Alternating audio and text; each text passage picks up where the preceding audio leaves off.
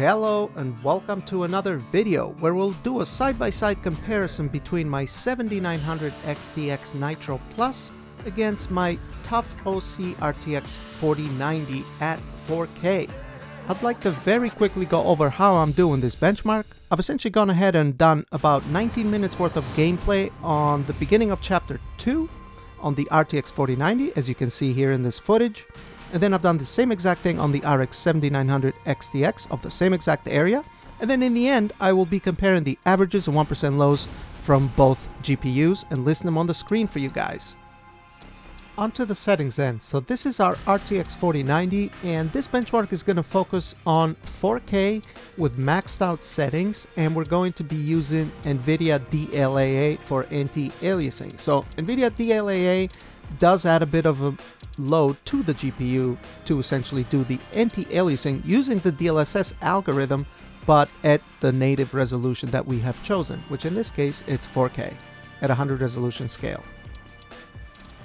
Onto the 7900 XTX's settings then, and we're using the same exact settings, but we're going to be using FSR3 native AA to do the anti-aliasing, which is similar to Nvidia's DLAA, but it uses the FSR3 algorithm to do the anti-aliasing from the native resolution, which in this case is 4K, and it too adds a bit more demand on the GPU to do the anti-aliasing.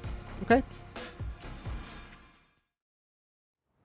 This recording takes place at the very beginning of chapter 2 in the game, so naturally there will be a bit of spoilers. Essentially, there will be a bit of gameplay in the beginning, and then I make my way to Chinatown where there's a pretty long cutscene where Ichi gets into a long conversation, and there will be some spoilers in that conversation. I've essentially edited the 19-minute footage down, so this video is no longer than 10 minutes total. I'll keep the spoilers at a minimum, but just be aware that it will be some spoilers if you want to pay attention to it. However, you don't have to watch till the end to know what the differences are, because I'll be listing them on the screen right now. And what we have on the 7900 XTX for averages by the end of the gameplay, we have 92 FPS compared to the RTX 4090's 133 FPS, which results in 45% faster for the 4090 over the 7900 XTX on the average FPS.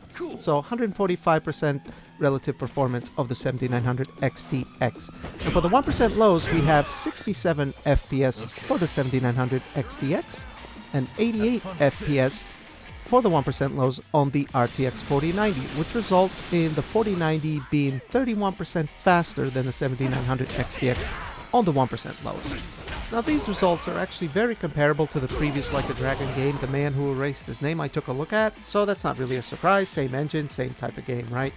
But anyway, I don't think there's really much else for me to say here, other than I think FSR3 native AA does a really good job with the anti-aliasing, because the game's TAA implementation is not great, and then DLAA does a really good job as well.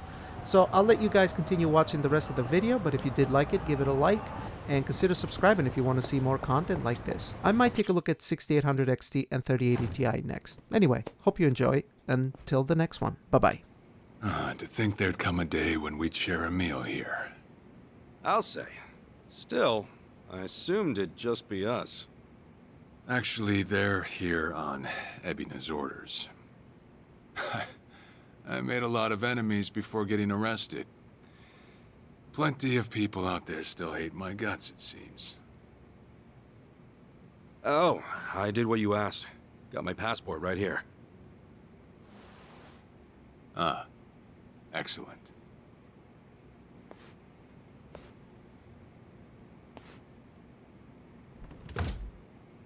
So, what's this favor you're asking?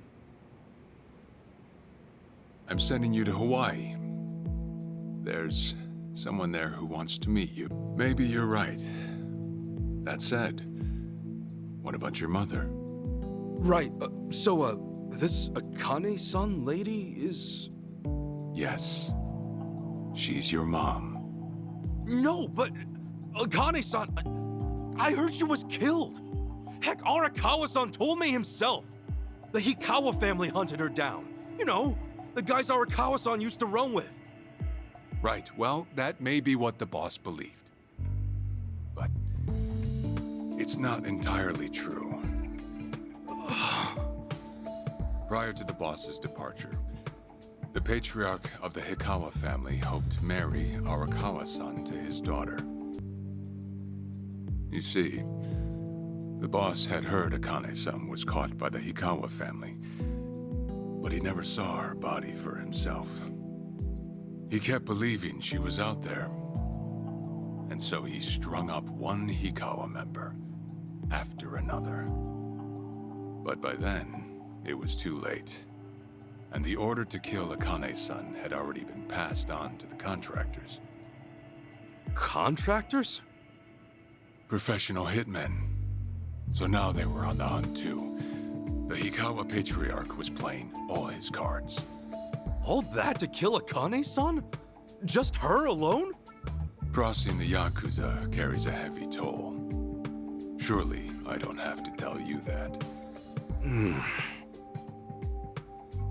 It was then Arakawa made one last move. He flew to the Philippines as soon as possible, and once he formed his own family, his subordinates joined the search.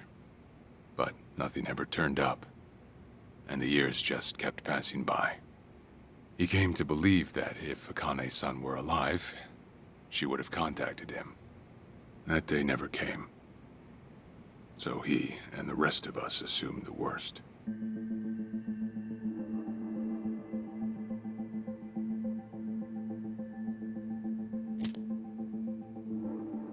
Ten years had passed since Akane-san went missing. Then, one day the boss got an emergency call. It was from an officer of a Filipino group we had dealings with. He found a girl in Hawaii who looked just like her. Then that mean maybe she moved back home at some point. Yeah, we'd been looking at that angle too, as you might have guessed. You're a certified asshole. Still, I get that this all started because of what Akane-san said. I'm not saying everything you did was wrong. Well, with the boss now dead and me out of prison, the situation has changed. One more way for me to atone for all I've done. You know, I never thought I'd see the day you bowed your head to me. All right, I'll go see her. Well, I would have killed you if you'd said no. What's up?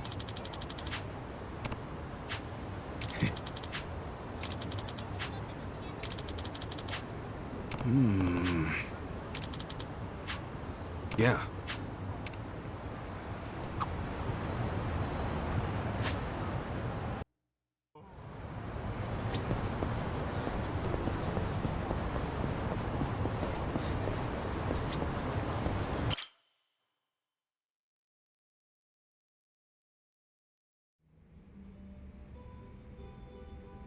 I see.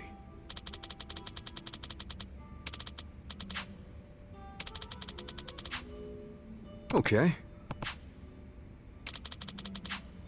Hey.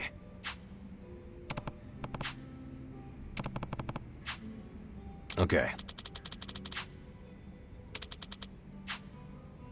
Okay.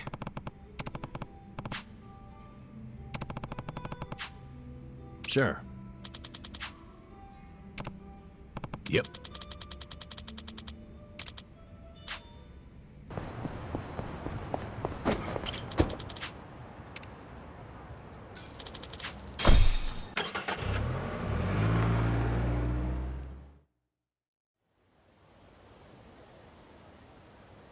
I'm taking off, boss. I'm gonna go meet her. Akane-san wants to see me.